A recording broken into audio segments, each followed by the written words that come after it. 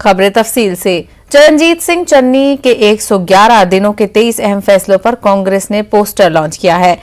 कांग्रेस के सर्वे में चन्नी को बड़ी तादाद में वोट हासिल हुए हैं। चन्नी के नाम के पोस्टर्स होर्डिंग असेंबली हलकों में भेजे गए हैं। वज़ीर आला के चेहरे के तौर पर चन्नी का नाम तकरीबन फाइनल माना जा रहा है और कल राहुल गांधी बाज़ाब्ता पंजाब में कांग्रेस के वज़ीर आला के चेहरे का ऐलान करेंगे।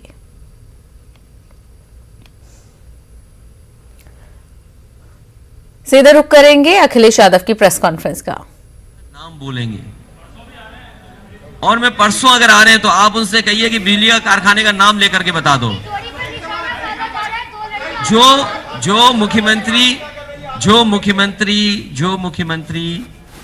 मुख्यमंत्री यहां आए और हरदोआगंज के प्लांट का उद्घाटन किया, मुझे लगा कि बिजली के कारखाने का नाम बताएंगे कि ये बिजली का कारखाना क्या है, लेकिन उन्होंने न केवल आपको निराश किया, मैं टीवी पे देख रहा था, मुझे भी निराश कर दिया। जो मुख्यमंत्री बिजली का कारखाने का नाम ना ले पाए, 660 सुपर क्रिटिकल थर्मल प्लांट, अगर मुंह से आप परसों सुन लो तो हम मान जाएंगे आपसे। वो अभी ये कारखाना जो समाजवादियों की सरकार में लगना शुरू हुआ, पूरा हो गया है। ये चाहते तो पूरा हो जाता, सस्ती बिजली मिलती। आप खुद महसूस करिए कि जिस समय बिल आता है तो बताओ जनता को करंट लगता है कि नहीं लगता है। और 2 बार सरकार बनी इनकी, क्या उत्तर प्रदेश का कोटा जनता के लिए बिजली का नहीं बढ़ा सकते थे? ये बिजली का कारखाना शुरू होगा, किसानों को सिंचाई का फ्री और साथ ही साथ घरेलू बिजली 300 यूनिट फ्री देने का काम समाजवादी सरकार में होगा।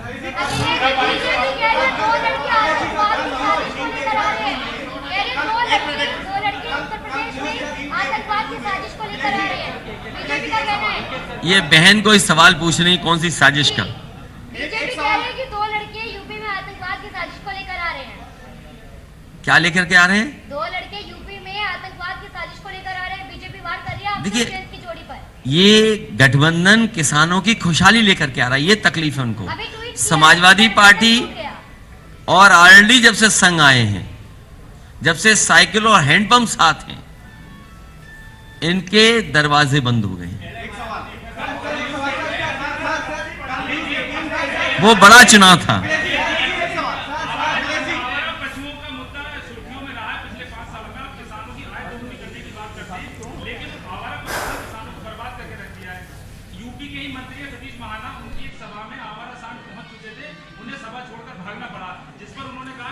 उत्तर प्रदेश में आ गए सांड, उत्तर प्रदेश में सांड आ गए। आज पता लगा आपको? नहीं, हमें तो बहुत पहले से पता है। 4.5 साल से परेशान है सांड से। हाँ?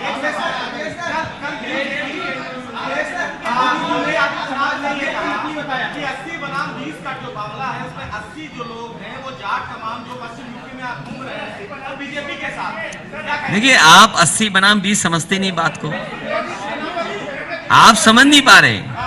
जो वो बोल रहे हैं वो ये बोल रहे हैं कि जो 80% लोग हैं वो गठबंधन के साथ हैं और 20% नाराज हैं, तो 100 के 100% गठबंधन के साथ हैं। आप बात नहीं समझ रहे। और कभी बताइए आप, कोई सांसद कूटा गया होगा, विधायक दौड़ाए गए होंगे, गांव में नहीं घुस पा रहे, गांव में इनका विधायकों का बहिष्कार हो रहा है और जनता तिरस्कार कर रही है इनका।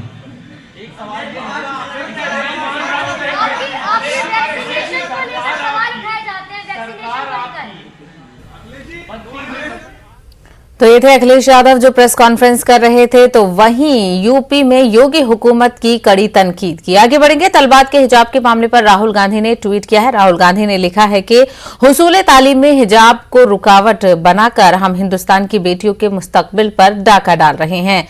मां सरस्वती सबको इल्म से आरास्ता करती हैं, वो तफरीक नहीं करती। कल कर्नाटक के साहिली इलाकों में हिजाब पर जमकर हंगामा आराई हुई थी। हिजाब की मुखालिफत में हिंदू तंजीमों ने एहतजाज किया था। तो वहीं दूसरी जानिब कंदापुर के कॉलेज में मुस्लिम लड़कियों ने एहतजाज किया था और हिजाब के साथ क्लासरूम में दाखिल होने के लिए इजाजत मांगी थी।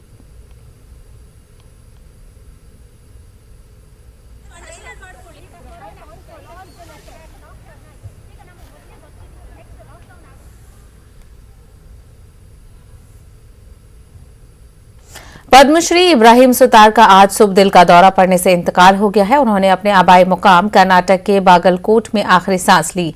इब्राहिम सुतार सूफी संत के तौर पर मशहूर थे। 76 साला इब्राहिम सुतार हिंदू और मुस्लिम दोनों तबकों में मकबूल थे। कन्नड़ा जबान और गुरु बेसोना के वचनों पर काफी महारत रखते थे। हिंदू मुस्लिम इत्तेहाद के लिए अपनी पूरी जिंदगी वक्फ की थी।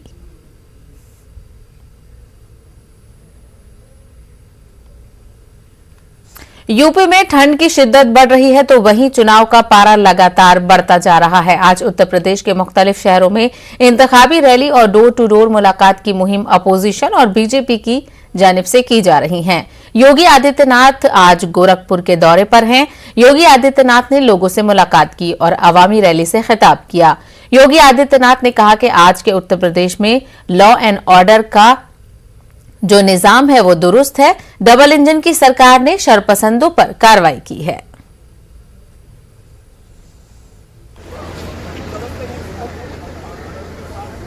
हर एक फील्ड में उत्तर प्रदेश तेजी के साथ आगे बढ़ता हुआ दिखाई दे रहा है। ये जो सुरक्षा का, विकास का या फिर समाज के हर एक तबके के सम्मान का जो एक अभियान है, ये रुकना नहीं चाहिए, थमना नहीं चाहिए, ये अनवरत बने रहना चाहिए। और इसके लिए भारतीय जनता पार्टी की डबल इंजन की सरकार आवश्यक है। पिछली सरकारों ने अपने लिए सोचा था, उन्होंने व्यापक समाज के बारे में नहीं सोचा। वर्ग संघर्ष की स्थिति पैदा करना चाहते थे, दंगा फसाद करना चाहते थे, व्यापारियों को पलायन करने के लिए मजबूर होना पड़ता था। पश्चिमी उत्तर प्रदेश में क्या अराजकता थी, कैसे ये लोग अव्यवस्था का कारक बनते थे। लेकिन आज हम कह सकते हैं पूरे उत्तर प्रदेश में न केवल कोरोना जैसी महामारी को नियंत्रित किया गया, बल्कि पलायन जैसी बुराइयों को भी रोक लगा करके जो व्यापारी उत्तर प्रदेश से पलायन कर गए थे, उन्हें वापस उत्तर प्रदेश के अंदर ला करके वे अपना व्यवसाय कर रहे हैं, सम्मान के साथ, सुरक्षा के साथ। बेटियां स्कूल जा रही हैं, हर माता, हर बहन अपने आप को सुरक्षित महसूस कर सकती है।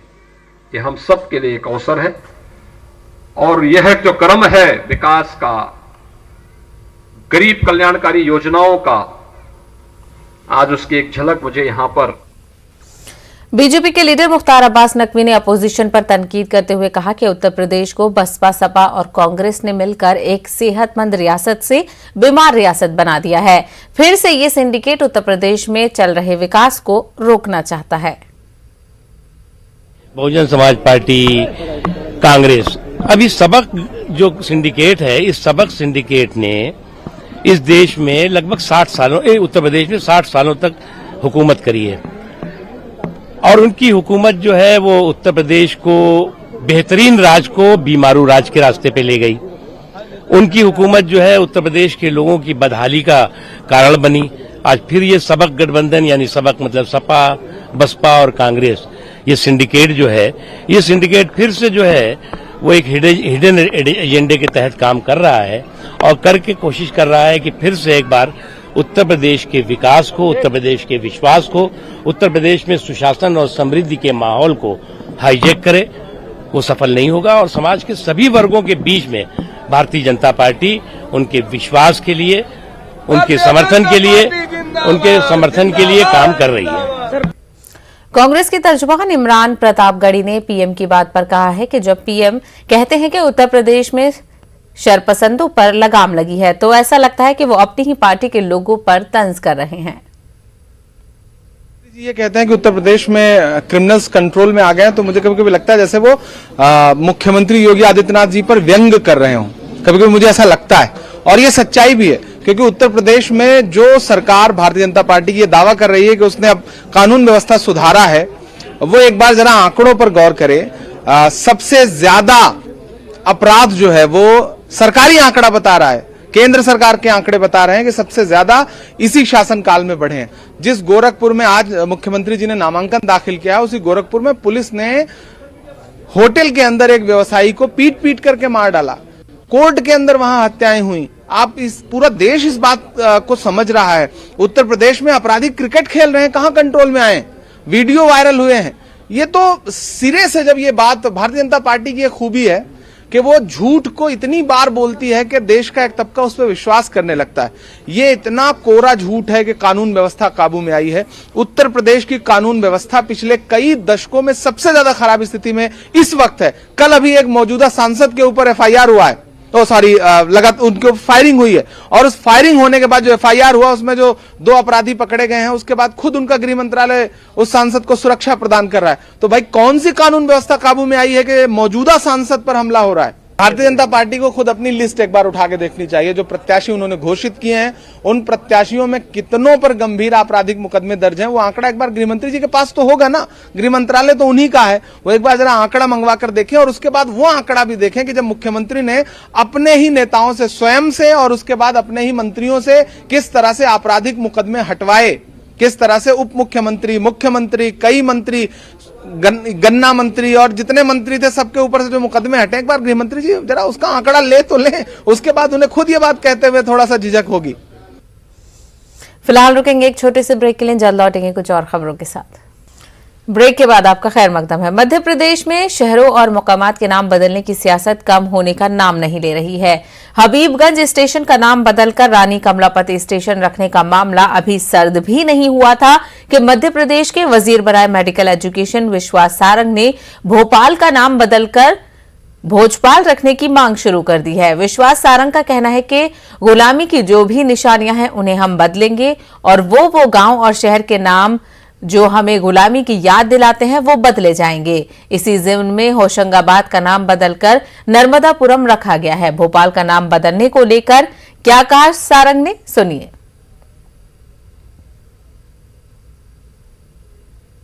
गुलामी के हर प्रतीक को हम बदलेंगे।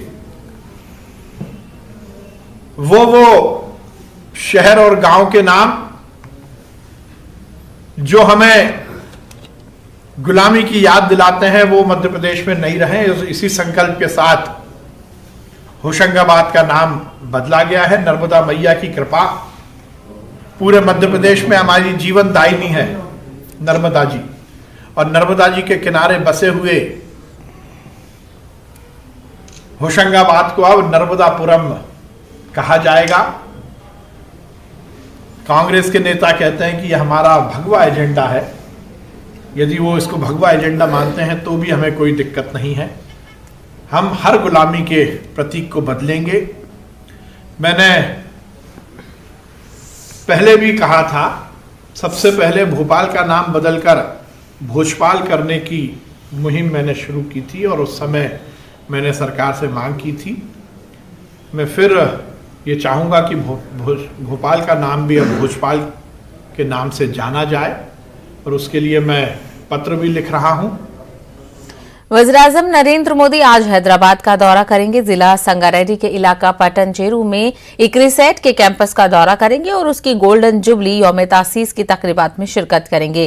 पीएम मोदी इक्रिसेट के खुसूसी तौर पर डिजाइन करदा लोगों की नकाब कुशाई भी करेंगे, और इस मौके पर एक यादगारी डाक टिकट का इजरा भी किया जाएगा।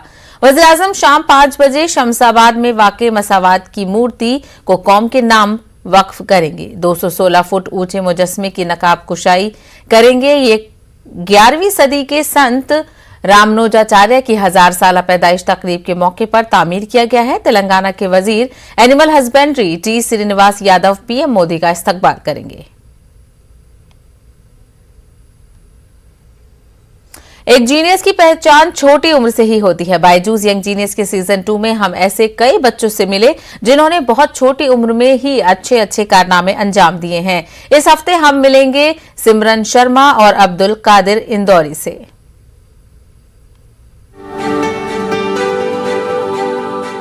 जब मैं राइफल में अपनी बुलेट लोड करती हूँ तो मुझे सिर्फ बुलजाई दिखता है। हम जगमगाएंगे। मैं हूँ सिमरन शर्मा। मैं एक नेशनल पैरा राइफल मेडलिस्ट हूँ। शूटिंग एक बहुत ही अलग स्पोर्ट है। इसमें बॉडी और माइंड दोनों का ट्यूनिंग होना बहुत ही जरूरी है, और जब मैं प्रैक्टिस करती हूँ तो मैं अपने लाइफ के सारे सेटबैक, सारे टेंशन्स भूल जाती हूँ, और सिर्फ मेरा फोकस टारगेट पे होता है। जब वो शूटिंग करती है 3-4 घंटे, वो उसके लिए इतने पैशनेट होते हैं, वो इतनी खुश होती है, वो चेहरे की जो खुशी है ना, मैं आपको डिस्क्राइब नहीं कर सकता। सिमरन बेसिकली शूटिंग के लिए ही बनी है। जब भी हम सिमरन को कोई टास्क देते हैं कि आप 60 शॉट चलाना है या 40 शॉट चलाना है, तो till the time she will not complete it, वो कभी ये नहीं करती कि अभी मैं बंद कर दूं, सर रेस्ट हो कर लूं या मैं थक गई हूं। किस्मत पर नहीं, खुद पर भरोसा रखे। अपन चाहे तो कुछ भी कर सकते हैं, भले हालात कैसे भी हो। मेरा नाम अब्दुल कादिर इंदौरी है और मैं एक नेशनल पैरा स्विमिंग चैंपियन हूँ। मैं जब 7 इयर्स का था तब मेरे साथ ही एक्सीडेंट हुआ था और मेरे दोनों हाथ बंद हो गए थे और इन्फेक्शन नहीं फैले, इसलिए फिर डॉक्टर ने मेरे दोनों हाथ निकाल दिए। हमारे लिए बड़ा कठिन समय था, लेकिन हमने तो भी बच्चे की जान बचानी थी और उसे धीरे धीरे समझाया कि भाई अब तेरे पास हाथ नहीं है और तेरी लाइफ अब जो भी है, तेरे पैरों को तुझे हाथ बना के चलना है। मेरा सपना यही है कि अब मुझे ओलंपिक खेलना है और इंडिया का नाम रोशन करना है।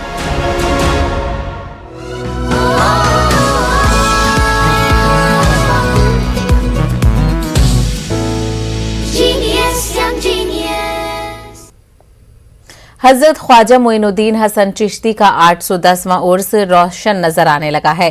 राजस्थान हुकूमत की गाइडलाइंस में तब्दीली के बाद जायरीन ख्वाजा के अजमेर के आने का सिलसिला शुरू हो गया है। अब जायरीन अपने अकायद के मुताबिक चादर और फूल पेश करते हुए नजर आ रहे हैं।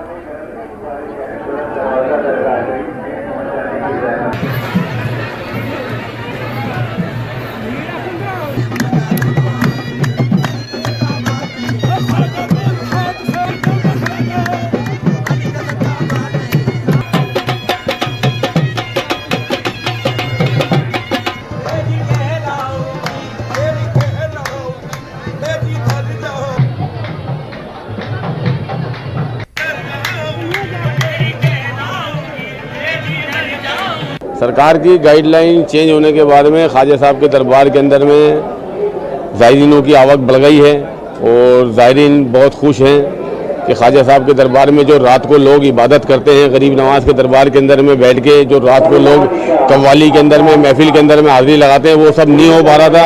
अब ये है कि प्रशासन की सरकार की गाइडलाइन आने के बाद में ये है कि लोगों को राहत मिल गई है। ख्वाजा साहब के उर्स के अंदर में आदमी अकीदतमंद जो गरीब नवाज के दरबार में आते हैं वो अपनी हाजिरी लगा रहे हैं और दुआएं मांग रहे हैं और गरीब नवाज के दरबार के अंदर में ये आस्था का प्रतीक है। यहाँ पे कोई हिंदू, मुसलमान, सिख, ईसाई नहीं, यहाँ पर हर धर्म के लोग आते हैं ख्वाजा साहब के दरबार में और हर धर्म के लोग ख्वाजा साहब को मानते हैं। और उर्स का मतलब गरीब नवाज के दरबार के अंदर में सालाना एक दफ़ा होता है। उर्स के अंदर में लोगों की जो परमानेंट हाजिरियाँ हैं उनकी हाजिरी देने में भी दिक्कत हो रही थी और गाइडलाइन चेंज हो। साबिक मरकजी वजीर सीनियर सियासी रहनुमा सलमान खुर्शीद अलीगढ़ पहुंचे, जहां उन्होंने एएमयू तलबा यूनियन के साबिक सदर रहे सलमान इम्तियाज के हक में वोट की अपील की। सलमान को कांग्रेस पार्टी ने अपना उम्मीदवार बनाया है। अवामी जलसे से खिताब करते हुए सलमान खुर्शीद ने कहा कि मुल्क भर में मुनाफरत की सियासत हो रही है। अनाज उगता है, उस अनाज पर हिंदू मुसलमान नहीं लिखा होता। अनाज का, गेहूं का जब आटा बनता है उस पर हिंदू मुसलमान नहीं लिखा होता। जो आटे की रोटी पकती है उस पर हिंदू मुसलमान नहीं होता। और उस आटे से जब हमारा रगों में खून बनता है और खून दौड़ता है उस पर हिंदू मुसलमान नहीं लिखा होता। बताओ कहीं अलीगढ़ के बाजार में कोई दुकान है जहाँ हिंदू के खून की बोतल बिकती हो या मुसलमान के खून की बोतल बिकती हो, जिसकी अस्पताल में जरूरत हो वो खून हमें मिल जाए।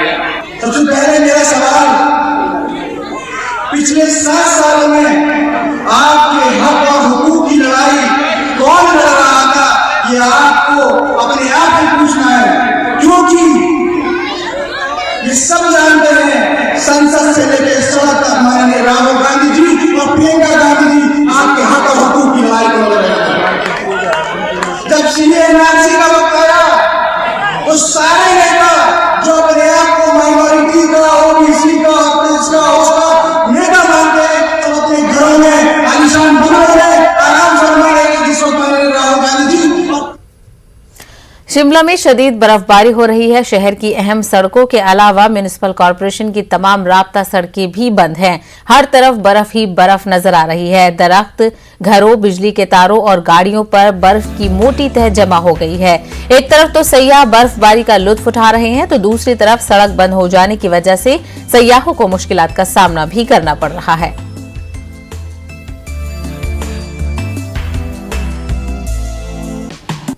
कल जब आए थे तो हल्की स्नोफॉल थी, तो उम्मीद थी कि इतनी हल्की रही तो हम एंजॉय करके आज ही वापस जाने वाले थे, बट अब स्नोफॉल बढ़ती ही रही है। रात में भी पूरी रात हुई है।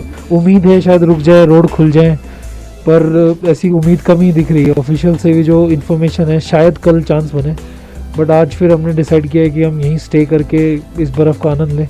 बहुत ही हैवी स्नोफॉल हो रहा है और इससे सारी आवाजाही बंद है और टूरिस्ट भी की गाड़ियाँ भी जगह जगह फंस रही है। बहुत ही हैवी स्नोफॉल, बहुत ही जैसे आप बिजली, पानी और ट्रांसफर फार्म वगैरह का ही दिखते आ रहे हैं। ये सर स्नोफॉल बड़ी ज़ोर से बर्फबारी से हो रही है। ये बड़ी समस्या दिक्कत है। गाड़ियाँ बस से कोई नहीं है, कोई इमरजेंसी केस आ जाए तो फिर क्या करेंगे ना। बस से है ये, बस से रोड तो थ्रू कराना चाहिए, सरकार को देखना चाहिए, मशीनें लगानी चाहिए कि रोड थ्रू कि IGMC कोई केस आ जाए तब घर में हमारे माँ बहन कोई बच्ची बीमार हो जाए क्या करेगी, कहाँ जाएगी, किसको बोल देंगे। सरकार तो कुछ नहीं करेगी। सरकार तो बोलेगी गाड़ी अपनी करो। गाड़ी कैसे ले जाएगी, इस बर्फ़ में गाड़ी चला नहीं सकते, स्लिपिंग होती है, फिर एक्सीडेंट के खतरे में ऐसे हो रही है सब। हम लोग दिल्ली से आए थे जी, कल हम लोग पहुँचे थे यहाँ पे शाम को, तो उम्मीद तो हम ये कर रहे थे कि आज सुबह सुबह निकल जाएंगे 10-11 बजे तक, लेकिन फिर आज ऐसी बर्फबारी देख के तो मेरे को लगता नहीं है कि अनटिल अनलेस वो 4x4 की गाड़ी हो ऐसे मौसम में सेफ रहेगा कहीं भी निकलना। बाकी वही है, कोरोना वबा के दौरान बाहमी इमदाद और इन्हिसार का जज्बा मुस्तहकम हुआ है। मुल्क इस वबा से मुत्तहिद होकर मुकाबला कर रहा है। टीकाकारी के ऐलान के बाद हम बेहतर ताउन करें, जिससे हम कोरोना को मात देने की जानिब कदम बढ़ा सकें।